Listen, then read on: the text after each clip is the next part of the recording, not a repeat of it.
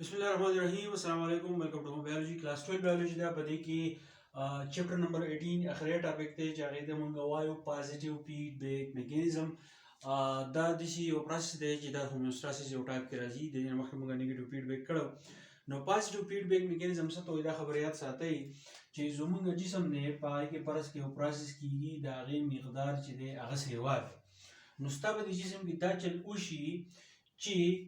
چې پرس کې یو پروسس کیږي نو ستاسو جسم دا غي په بدن کې څه شو کوي که پرس کا ستاسو جسم کې د دې په بدن کې داسي عمل کیږي چې دا پروسس چې دا سیوا کوي نو دې ته ویل کېږي پازیټیو فیډبیک میکانیزم مطلب یو عمل چې دی هغه روان دی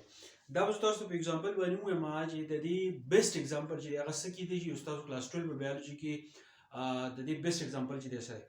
نو پازیټیو فیډبیک میکانیزم د لپاره د ټول ښه एग्जांपल چې دی هغه ورکل د یوټیرس مسل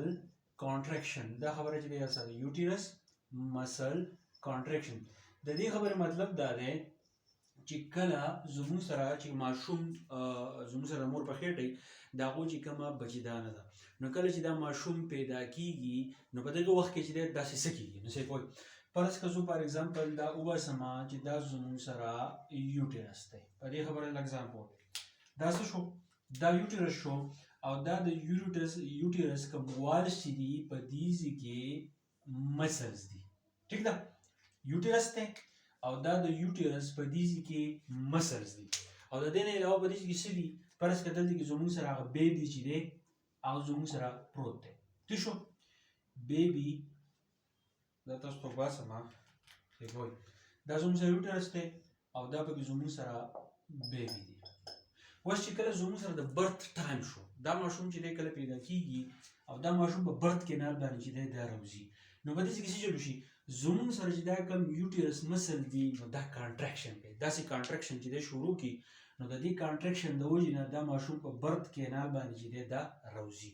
خو په دې کې څه چلو اوس ماته تاسو چې یو عمل کیږي او تاسو باډي دغه عمل تیزی نو دې د موږ پازیټیو فیډبیک میکانیزم وایي اوس دا یوټیرس مسل چې دا کانټریکشن کوي دا ماشوم چې دا پیدا کیږي نو په دې کې ستا باډي څه چلو کی زموږ سره چې کم پیچوټری ګلینډ دی پیچوټری ګلینډ دی شو یو زموږ سره انټیریयर پورشن دی بل زموږ سره چې دی پوسټیریयर پورشن دی او دا پیچوټری ګلینډ چې دا زموږ سره په دماغ خواته دی ٹھیک شو پیچوټری ګلینډ اوس په دې باندې چې ځان پوکي نو دا پیچوټری ګلینډ څه جوړي لوګو وسه کوي دا زموږ سره د دې ماشوم برث دی کیږي او دا تاسو چې دی پازیټیو فیډبیک میکانیزم دی یا برث چې دی د دې په کې چې دی هیلپ ورکوي نشي کوي خدای ساته چې کله پازیټیو فیډبیک میکانیزم کیږي دا ستاسو باډي سټیبلایز کوي نو دا ستاسو ډیسټرکشن طرف ته چې دی بوزي نو دا پیچوټری ګلینډ دا چې وکي چې دا یو هورمون نه پریدي هغه ته مونږ وایي اکسیټوسین ٹھیک شو نو دا اکسیټوسین دا چې وکي چې دا ځان د مسلز د چې دی راورسي نو چې کله ځان د مسل راورسي د کانټریکشن چې دا سیوا کوي یعنی اول کانټریکشن کیدو اوستا باډي دا چې وکړو چې پیچوټری ګلینډ د وجه اکسیټوسین هورمون راغی مسلز ته راوسو زموږ سره کوم بچدانه ده دا غي کانټریکشن چې دی سیوا شو نو چې کله دا کانټریکشن سیوا شو نو د دې ماشوم په پیداوار کې چې اسانی راشي او دا غین بعد چې بیا بلیډینګ وغیرہ چې دا زموږ سره کېږي نو د ماشوم چې دا پیدا شي نو دې ته مونږ وایو پازیټیو فیډبیک میکانیزم چې ستاسو باډي کې یو پروسس کیږي او ستاسو باډي دا چې لوکي چې دغه پروسس تیزول لپاره مخکې بو لپاره نور هیلپ تاو کی